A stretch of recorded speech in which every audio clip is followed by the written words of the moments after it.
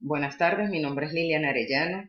Les voy a presentar una investigación de tipo documental que lleva por nombre Análisis psicodinámico del trastorno de la personalidad paranoide y sus implicaciones sociales, con el fin de contribuir a la clínica psicopatológica y a su vez optar al título de licenciada en psicología. La estructura de la investigación consta de los siguientes capítulos. El capítulo 1, que es la situación del problema, donde está inmersa la descripción de la situación contextual, el propósito de la investigación y la importancia de la temática. El capítulo 2, que son las perspectivas teóricas que incluyen las teorías que sustentaron dicha investigación. El capítulo 3, que es la metódica, donde abarca los métodos y el procedimiento de la investigación. Y por último, el capítulo 4, que ofrece las consideraciones finales y da los hallazgos y los aportes. De una manera concisa, se va a explicar la descripción de la situación contextual. Pero para comprender la temática o la importancia de la temática, es necesario saber que la salud mental forma una parte integrada de los seres humanos y si algo en ella falla pueden surgir trastornos de la personalidad, que es un patrón dominante de experiencia interna y un comportamiento que se desvía notablemente de las expectativas de la cultura donde vive el individuo. De los diversos trastornos de la personalidad se tomó el trastorno de la personalidad paranoide para ser objeto de análisis. Y en la clasificación de las estructuras de la personalidad propuesta por Otto Kemper se ubica en la estructura limítrofe inferior. Y las características comunes de este trastorno pueden devengar diversas implicaciones sociales.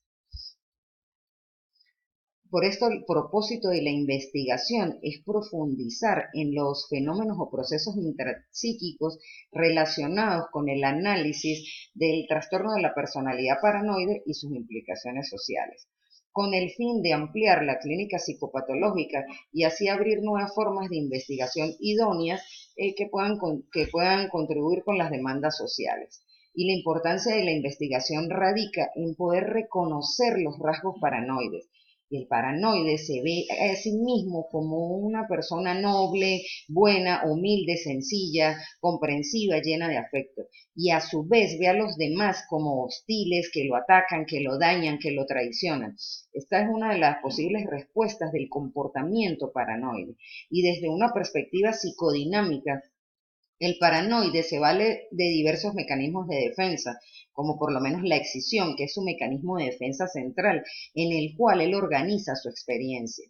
También se vale de la represión, de la formación reactiva para negar el significado de su propia conducta, asimismo como de la proyección y de la racionalización. Todas estas características generan diversas implicaciones sociales como daños a la sociedad, problemas en el ámbito laboral, en las relaciones de pareja, inclusive actos delictivos, como lo menciona Echeburre, en los estudios que realizó de las implicaciones clínicas y forenses, donde determinó que los paranoides son el tipo de trastorno más relacionado a los problemas penitenciarios.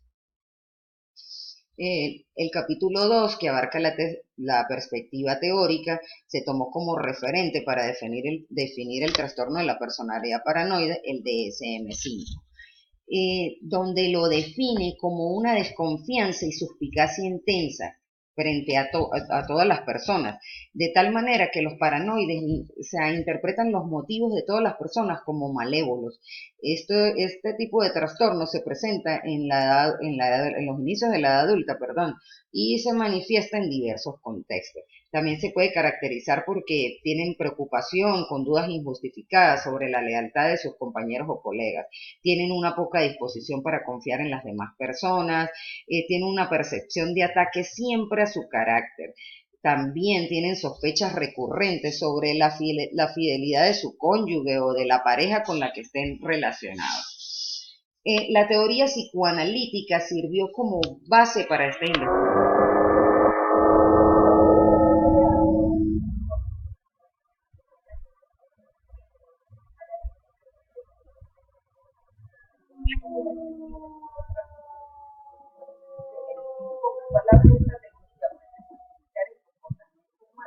Basado en el análisis de los conflictos sexuales los conflictos sexuales, los inconscientes que se originan desde la niñez.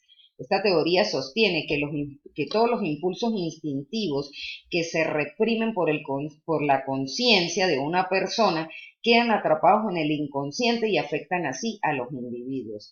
El conflicto básico, en este caso del estilo paranoide, según Freud, radica en la proyección de los temores homosexuales.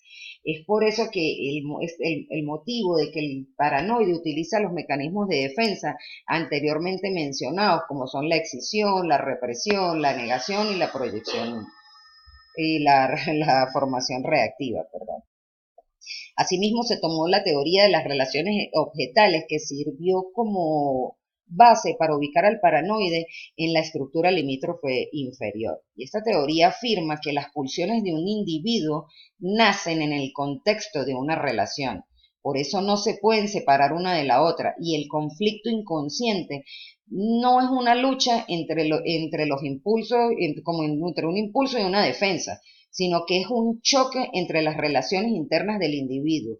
Es una lucha, por decirlo de otra manera, en el mundo interior de una persona y el mundo exterior.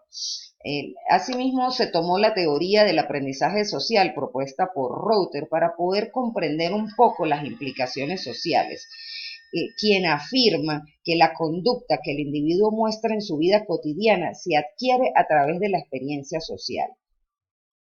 Debido a que los patrones de conducta dependen de la interacción con el medio en el cual se lleva a cabo el desarrollo de las vinculaciones unas con otras. Asimismo, los antecedentes que sirvieron de base son el artículo que publicó el psiquiatra forense Echeburri en el año 2000.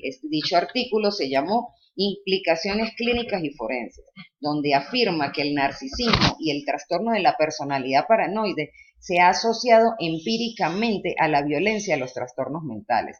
Dichos trastornos de la personalidad en la población forense y penitenciaria son excesivamente elevados. Asimismo, el artículo publicado por González y Axeli, que fue desarrollado en la Clínica de Rehabilitación Alberto Lovera, la que está ubicada en Mérida, que llevó por nombre Trastornos de la Personalidad asociados al consumo de cocaína.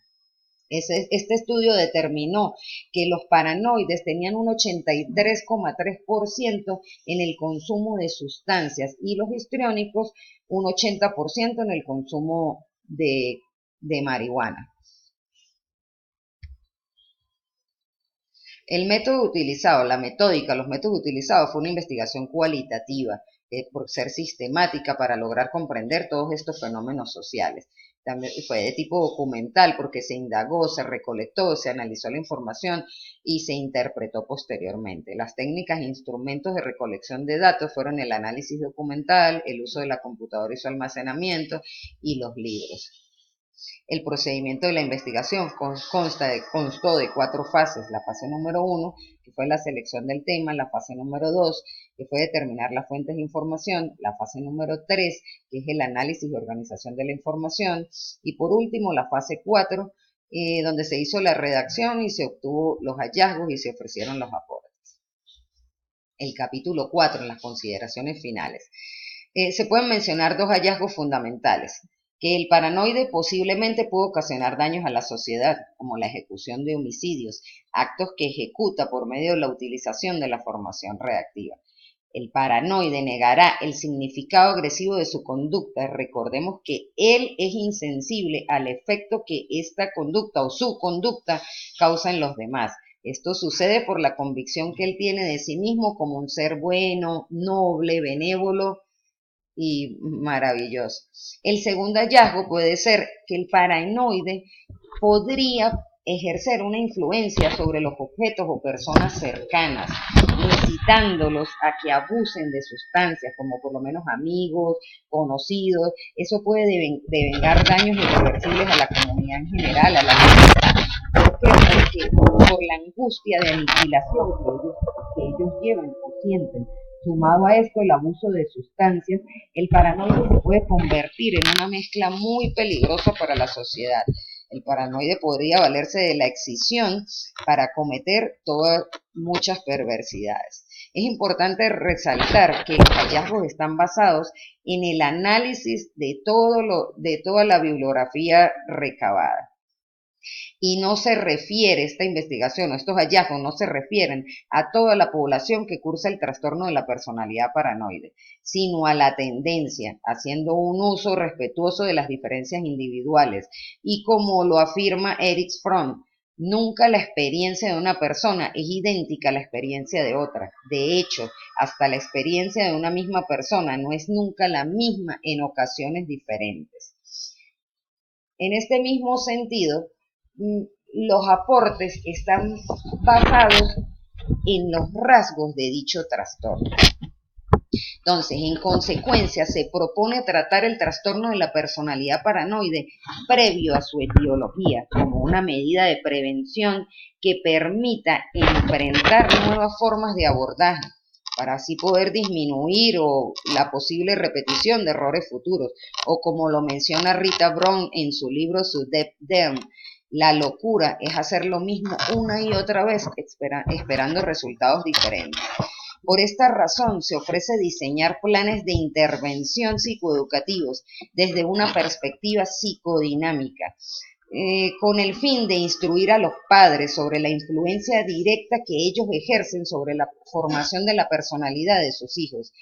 Dichos planes deben ser del dominio público por medio de la distribución de información en la comunidad, escuelas, centros de salud, universidades y medios de comunicación si es necesario.